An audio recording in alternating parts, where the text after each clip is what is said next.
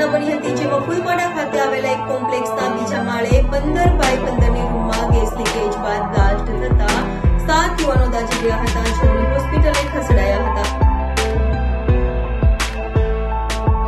સુરતના ફૂલપાડા વિસ્તારમાં ફિશના કોમ્પ્લેક્સના બીજા માળે એક 15x15ની રૂમમાં ગેસ લીકેજ બાદ બ્લાસ્ટ થતા 7 યુવાનો દાઝી ગયા હતા।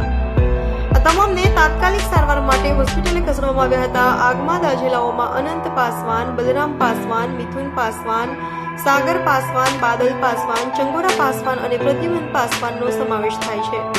તો આગની ઘટના બાદ સ્થળે દોડી ગયેલી ફાયરની ટીમે પાણીનો મારો ચલાવી આગ પર કાબુ મેળવ્યો હતો। હું હરીશભાઈ ગુજર, સામાજિક કાર્યકર્તા, સુરત શહેર।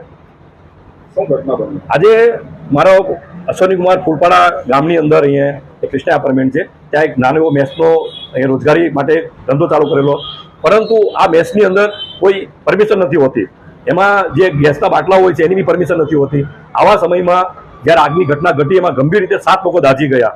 આ બેદરકારીને કારણે આજે સુરત મહાનગરપાલિકા હોય કે અહીંનું સ્થાનિક પોલીસ સ્ટેશન હોય, આ તમામ જવાબદારી આરોગ્ય અધિકારી અને પોલીસ સ્ટેશનની છે।